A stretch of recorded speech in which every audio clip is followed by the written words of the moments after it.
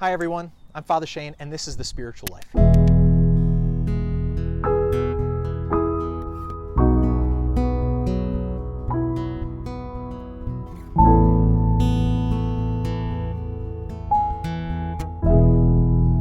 If someone gives you a choice, they say to you, all right, I've got good news for you and bad news for you. What do you want to hear first? I always go for the bad news, always. Because you got to get that bad news out of the way. Just got to get it, hear it, and then be done with it so you can focus then on the good news, right? So here's the bad news.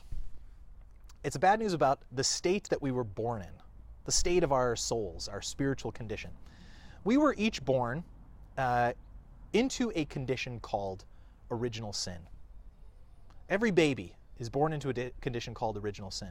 Now people misunderstand this. Sometimes people think like that we are saying that babies are sinners.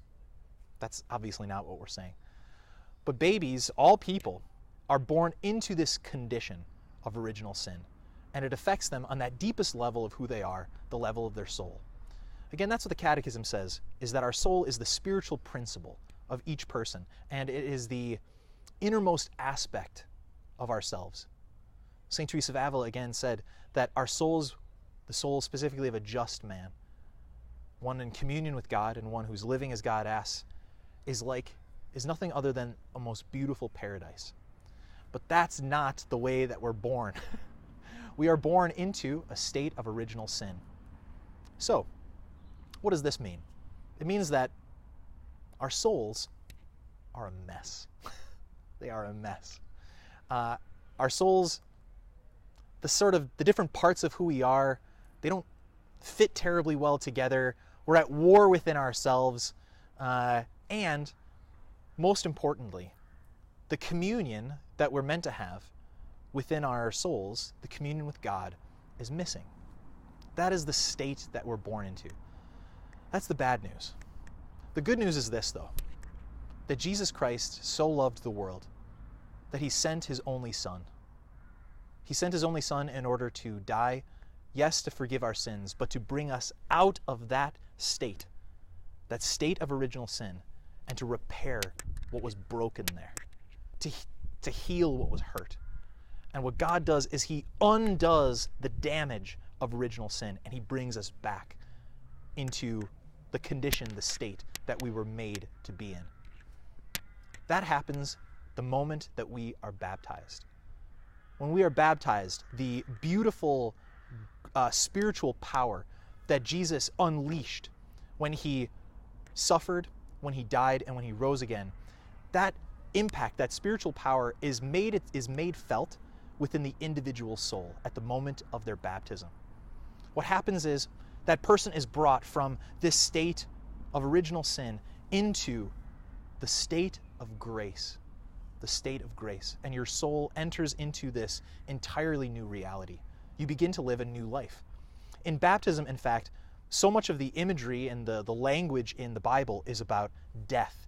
In baptism, something dies. It's like the end of this existence we have, which is in that state of original sin. And it's the beginning of a new life. A life in a state of grace. This state of grace is a condition that our souls are now in.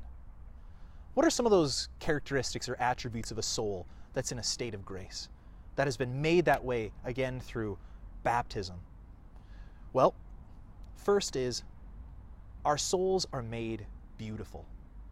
Our souls are made beautiful. Again, like the Catechism said, we mentioned it in the first video, our souls are the way in which we most resemble God. When we are baptized, our souls are made once again beautiful, what they were made to be, and they more beautifully reflect God and his beauty. The second thing is we experience within our souls communion. Again, think of that paradise. Think of Eden. When we were born, something was missing within us, that communion with God. After our baptism, now God has come again into the paradise of our souls, and there he dwells. The entire Holy Trinity is present within the soul of someone in the state of grace. we are made friends with God. And there in our souls, we experience communion with him. But not only that, in our souls also, we also, by our baptism, are made not only friends of God, but we are made sons and daughters of God. We are connected with Jesus Christ, the only begotten Son, in this really unique and special way. And now we have this inheritance. We have this connection with God the Father like we have never had before. Our souls are made beautiful. And again, God, who is like the one for whom we were made, here he comes again to be with us as his friends, and not only his friends, but his beloved children. When you are baptized, you are given what's called sanctifying grace. Now, there's a really beautiful image that helps you to kind of understand this. Being in a state of grace and the gift of sanctifying grace. In your baptism, think of the last time you were at a baptism.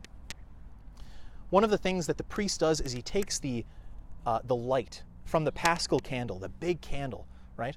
And he passes it on, usually to one of the godparents, to a smaller baptismal candle. That symbolizes the gift of sanctifying grace that now burns, that flickers within the soul of the newly baptized child or person, right?